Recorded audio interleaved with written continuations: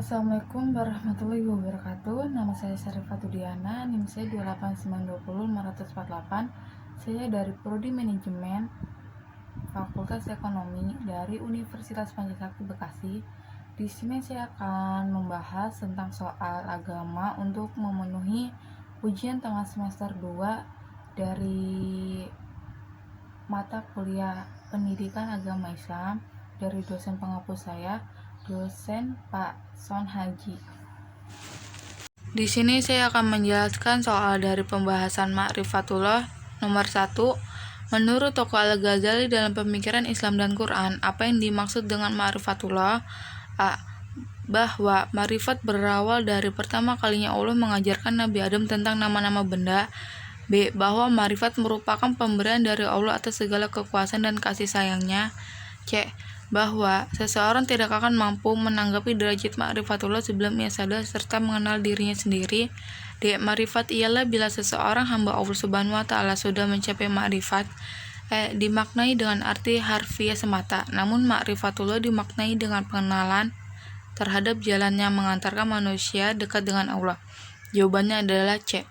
Bahwa seseorang tidak akan mampu menanggapi derajat ma'rifatullah sebelum ia sadar serta mengenal dirinya sendiri.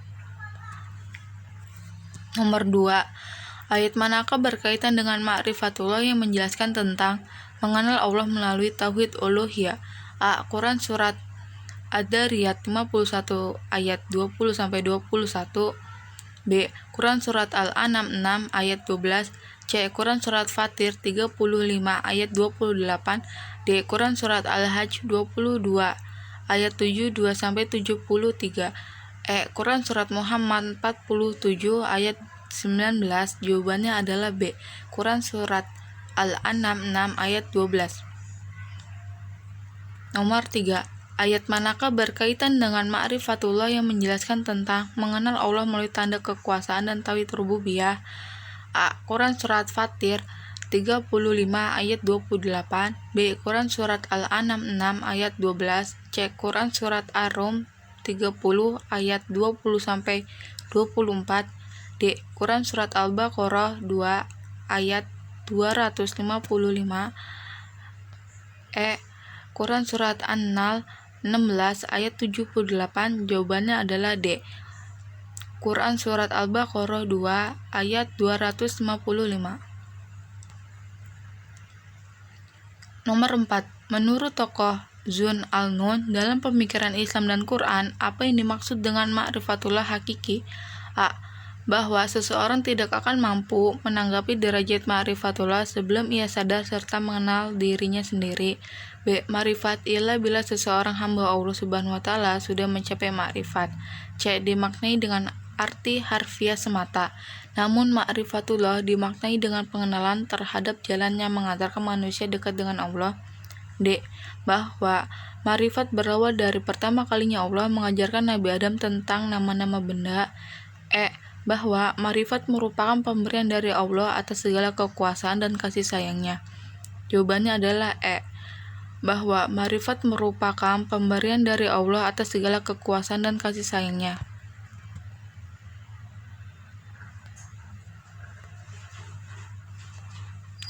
Nomor 5. Di manakah dari 3 pengetahuan tentang Allah Subhanahu wa Ta'ala yang menjelaskan tentang ma'rifat hakiki atau yang disebut dengan kawas al-kawas? A. Yaitu ma'rifat tentang Allah Subhanahu wa Ta'ala melalui sifat dan keesaannya diperoleh melalui hati nuraninya dan spiritual yang mendalam. B. Yaitu ma'rifat diperoleh kaum awam atau orang-orang biasa dalam mengenal Allah Subhanahu wa Ta'ala melalui perantara syahadat tanpa disertai dengan argumentasi. C. Yaitu ma'rifat tentang Allah Subhanahu wa Ta'ala melalui upaya-upaya pemikiran dan pembuktian akal sehat yang dimilikinya. D. Mengenal Allah melalui tanda kekuasaan dan ciptaannya atau ayat akliyah. E. Mengenal Allah melalui tanda kekuasaan dan tauhid rububiyah. Jawabannya adalah A. Yaitu ma'rifat tentang Allah Subhanahu wa Ta'ala melalui sifat dan keesaannya diperoleh melalui hati nuraninya dan spiritual yang mendalam.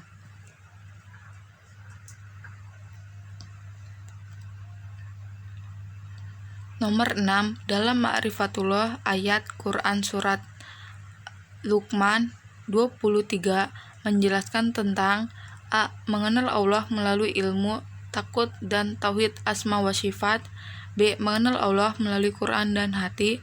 C. Mengenal Allah melalui berita wahyu dan hati. D. Mengenal Allah melalui tauhid kauniyah. E. Pengenalan Allah melalui Quran dan hati. Jawabannya adalah C. Pengenalan Allah melalui berita wahyu dan hati.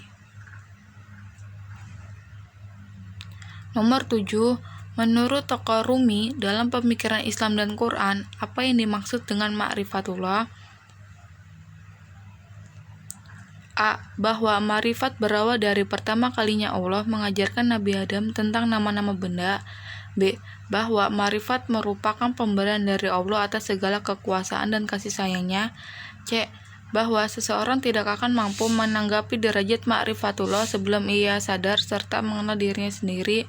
D. Ma'rifat ialah bila seseorang hamba Allah Subhanahu wa Ta'ala sudah mencapai ma'rifat. E. Dimaknai dengan arti harfiah semata, namun ma'rifatullah dimaknai dengan pengenalan terhadap jalan yang mengantarkan manusia dekat dengan Allah. Jawabannya adalah A. Bahwa ma'rifat berawal dari pertama kalinya Allah mengajarkan Nabi Adam tentang nama-nama benda. Nomor 8. Dalam ma'rifatullah, ayat Quran Surat Al-Anfal 8 ayat 2 menjelaskan tentang A. Mengenal Allah melalui ilmu, takut, dan tauhid asma wa sifat. B. Pengenalan Allah melalui Quran dan hati. C. Pengenalan Allah melalui berita wahyu dan hati. D. Mengenal Allah melalui tauhid kauniyah. E. Pengenalan Allah melalui Quran dan hati. Jawabannya adalah B. Pengenalan Allah melalui Quran dan hati. Nomor 9. Dalam ma'rifatullah, ayat Quran Surat Fatir 35 ayat 28 menjelaskan tentang A. Mengenal Allah melalui ilmu, takut, dan tauhid asma wa sifat. B. Pengenalan Allah melalui Quran dan hati. C. Pengenalan Allah melalui berita wahyu dan hati. D. Mengenal Allah melalui tauhid kauniyah. E. Pengenalan Allah melalui Quran dan hati. Jawabannya adalah A. Mengenal Allah melalui ilmu, takut, dan tauhid asma wa sifat. Nomor 10. Di manakah dari 3 pengetahuan tentang Allah Subhanahu wa Ta'ala yang menjelaskan tentang ma'rifat tauhid atau yang disebut dengan awam? A. Yaitu ma'rifat tentang Allah Subhanahu wa Ta'ala melalui sifat dan keesaannya. B. Yaitu ma'rifat yang diperoleh kaum awam atau yang disebut dengan orang-orang biasa dalam mengenal Allah Subhanahu wa Ta'ala melalui perantara syahadat tanpa disertai dengan argumentasi. C. Yaitu ma'rifat tentang Allah Subhanahu wa Ta'ala melalui upaya-upaya pemikiran dan pembuktian dari akal sehat yang dimilikinya. D. Mengenal Allah melalui tanda kekuasaan dan ciptaannya atau yang disebut dengan ayat akliyah. E. Mengenal Allah melalui tanda kekuasaan dan tauhid rububiyah. Jawabannya adalah B. Yaitu ma'rifat yang diperoleh kaum awam atau yang disebut dengan orang-orang biasa dalam mengenal Allah Subhanahu wa Ta'ala melalui perantara syahadat tanpa disertai dengan argumentasi. Di sini saya akan menjelaskan soal dari pembahasan urgensi ma'rifatullah. Nomor yang pertama, bahwa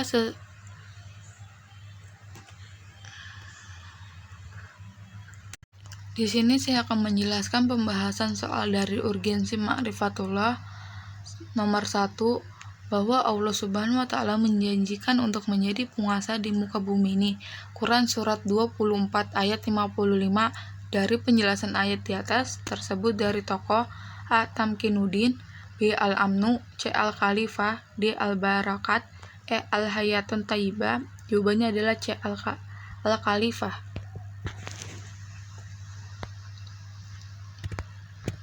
Nomor 2, kalau sekitarnya penduduk negeri itu beriman dan bertakwa, niscaya kami tumpahkan kepada mereka keberkahan dari langit dan bumi. Tetapi mereka itu mendustakan, sebab itu kami siksa mereka disebabkan usahanya itu. Quran Surat Al-A'raf ayat 96. Dari penjelasan ayat di atas tersebut dari tokoh A. Tamkinuddin, B. Al-Amnu, C. Al-Khalifah, D. Al-Barakat, E. Al-Khadijah. Jawabannya adalah D. Al-Barakat. Nomor 3, dari penjelasan Al-Hayatun Thayyibah atau yang disebutkan kehidupan yang baik menjelaskan dari ayat tentang A. Barang siapa melakukan kebaikan-kebaikan, laki-laki maupun perempuan, dan dia beriman, pasti kami akan memberikan kehidupan yang menyenangkan. B. Kalau sekitarnya penduduk negeri itu beriman dan bertakwa, niscaya kami tumpahkan kepada mereka keberkahan dari langit dan bumi. C. Bahwa Allah Subhanahu wa Ta'ala menjanjikan untuk menjadi penguasa di muka bumi ini. Quran Surat 24 ayat 55. D. Yaitu diteguhkannya agama Islam di muka bumi ini. Quran Surat 9 ayat 33 dan 61 ayat 9 dan 48 ayat 28. Bahwa Allah Subhanahu wa Ta'ala akan mengondisikan orang-orang yang beriman rasa aman dan tentram. Jawabannya adalah A. Barang siapa melakukan kebaikan-kebaikan, laki-laki maupun perempuan, dan dia beriman, pasti kami akan memberikannya kehidupan yang menyenangkan. Nomor 4, sesungguhnya aku ini adalah Allah, tiada ilah selain aku, maka mengabdilah padaku dan dirikanlah sholat untuk mengingatku. Dari ayat tersebut menjelaskan dari surat dan ayat. A. Quran Surat Al-A'raf ayat 96. B. Quran Surat Az-Zariyat ayat 21-22. C. Quran Surat Al-An'am ayat 82. D. Quran Surat Al-Hijr 45-46. Quran Surat At-Toha ayat 14. Jawabannya adalah E. Quran Surat At-Toha ayat 14. Nomor 5. Jumlah nama atau sifat Allah Asmaul Husna yang terdapat dalam Al-Quran terdiri dari A. 85 sifat, B. 101 sifat, C. 99 sifat, D. 63 sifat, E. 25 sifat. Jawabannya adalah C. 99 sifat. Nomor 6. Dari ayat-ayat karunia, keyakinan adanya Allah melalui apa-apa yang ada di dalam semesta dan juga pada diri kita sendiri. Dari penjelasan tersebut menjelaskan dari surat dan ayat. A. Quran Surat Al-Fatihah ayat 5 dan Al-Baqarah ayat 105. B. Quran Surat Az-Zariyat ayat 21-22 dan Quran Surat Al-Fasilat 53. C. Quran Surat Al-Luqman ayat 35 dan Quran Surat Al-Baqarah ayat 75. D. Quran Surat Al-An'am ayat 65. Quran Surat Al-Hijr ayat 45. Jawabannya adalah B. Quran Surat Az-Zariyat ayat 21-22 dan Quran Surat Al-Fasilat ayat 53. Nomor 7. Dari arti dari Al-Hayatun Thayyibah ialah A. Alam semesta, B. Ketenangan dalam hidup, C. Keberkahan yang melimpah, D. Kehidupan yang baik, E. Surga. Jawabannya adalah D. Kehidupan yang baik. Arti dari al-barakat ialah A. Kehidupan yang baik, B. Alam semesta, C. Keberkahan yang melimpah, D. Surga, E. Ketenangan dalam hidup. Jawabannya adalah keberkahan yang melimpah. Dari surat Quran Surat Yasin ayat 12 menjelaskan tentang A. Sesungguhnya kami menghidupkan orang-orang mati dan kami menuliskan apa yang telah. Nomor 9. Dari Quran Surat Yasin ayat 12 menjelaskan tentang A. Sesungguhnya kami menghidupkan orang-orang mati dan kami menuliskan apa yang telah mereka kerjakan dan bekas-bekas yang mereka tinggalkan. B. Jangan sampai kebencianmu kepada suatu kaum karena mereka menghalang-halangimu dari Masjidil Haram. C. Sungguh orang-orang yang ingkar terhadap ayat-ayat Al-Quran akan memperoleh azab yang berat. D. Maka sampaikanlah Muhammad secara terang-terangan segala apa yang diperintahkan kepadamu dan berpalinglah dari orang yang musyrik. E. Sungguh kami telah memberimu Muhammad nikmat yang banyak. Jawabannya adalah A. Sesungguhnya Kami menghidupkan orang-orang mati dan kami menuliskan apa yang telah mereka kerjakan dan bekas-bekas yang mereka tinggalkan. Nomor 10, di bawah ini yang bukan urgensi ma'rifatullah ialah A. Al-Khalifah, B. Tamkinuddin, C. Al-Amnu, D. Al-Qoma'ah, E. Al-Barakat. Jawabannya adalah D. Al-Qoma'ah. Di sini saya akan menjelaskan soal dari pembahasan ma'rifatullah dan pendidikan agama. Di sini saya akan menjelaskan soal dari pembahasan ma'rifatullah dan pendidikan akhlak. Nomor 1, ma'rifatullah menurut Al-Ghazali ialah A. Ma'rifat adalah tidak dapat dibeli atau dicapai melalui usaha manusia. B. Ialah berupaya untuk mengenal Tuhan sedekat-dekatnya yang diawali dengan pensucian jiwa dan zikir kepada Allah secara terus-menerus. C. Ma'rifat ialah anugerah dari Allah Subhanahu wa Ta'ala. D. Ma'rifat menjelaskan tentang ketenangan dalam hidup ini. E. Allah mengenalkan rahasia-rahasia kepada mereka hanya apabila hati mereka hidup dan sabar melalui zikrullah. Jawabannya adalah B. Ialah berupaya untuk mengenal Tuhan sedekat-dekatnya yang diawali dengan pensucian jiwa dan zikir kepada Allah Subhanahu wa Ta'ala secara terus-menerus. Nomor 2, Haji Abdullah Ujong Rimba bahwa ma'rifat dalam pandangan sufi ialah A. Ma'rifat adalah tidak dapat dibeli atau dicapai melalui usaha manusia. B. Ialah berupaya untuk mengenal Tuhan sedekat-dekatnya yang diawali dengan pensucian jiwa dan zikir kepada Allah secara terus-menerus. C. Ma'rifat ialah anugerah dari Allah Subhanahu wa Ta'ala. D. Mengetahui bagaimana hakikat Allah yang sebenarnya. E. Dan hati memiliki bakat, hasrat, dan keinginan untuk menerima rahasia ketuhanan. Jawabannya adalah D. Mengetahui bagaimana hakikat Allah yang sebenarnya. Nomor 3, dalam tokoh Haji Abdullah Ujong Rimba, ma'rifat dalam pandangan sufi adalah mengetahui bagaimana hakikat Allah yang sebenarnya. Para sufi membagi ilmu mereka dalam 4 bagian. Dari keempat bagian tersebut yang manakah kecualinya? A. Ilmu syarifah.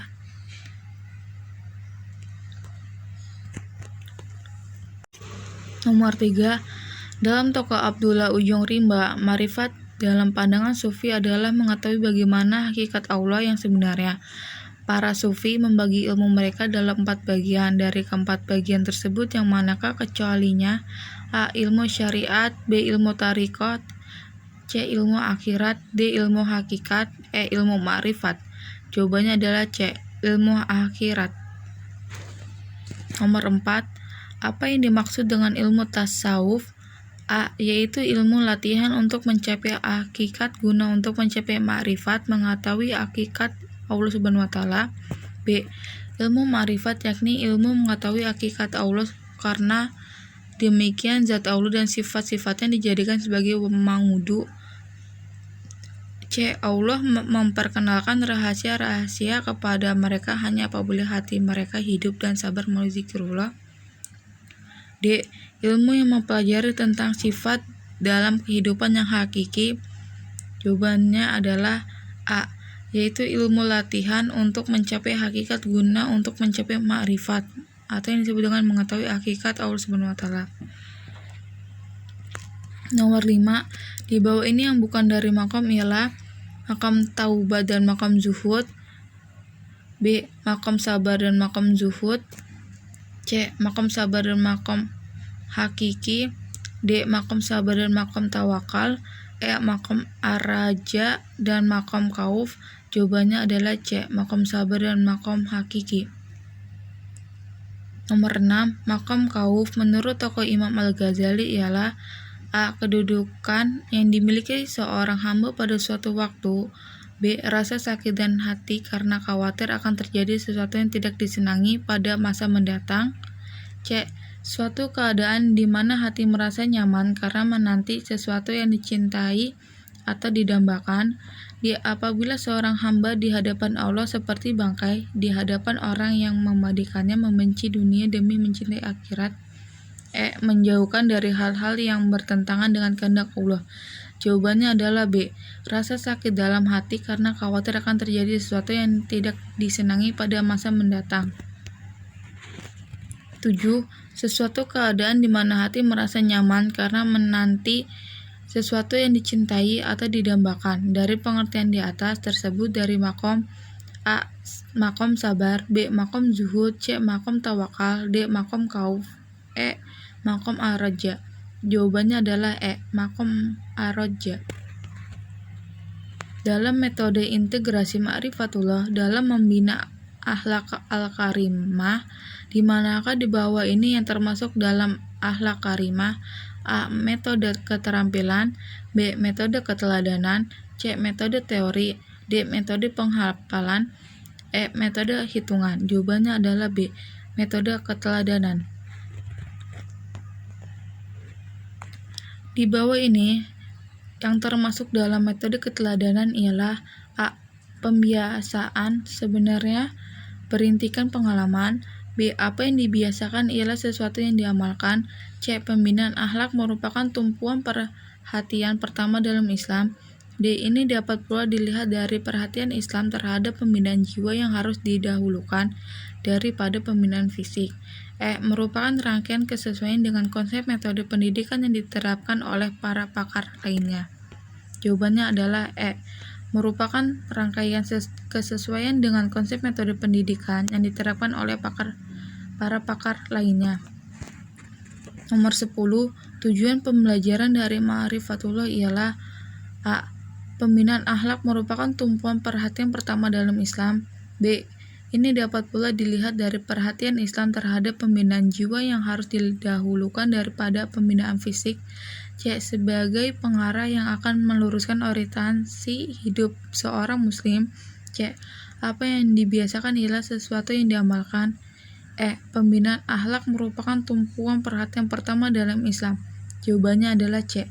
Sebagai pengarah yang akan meluruskan orientasi hidup seorang muslim.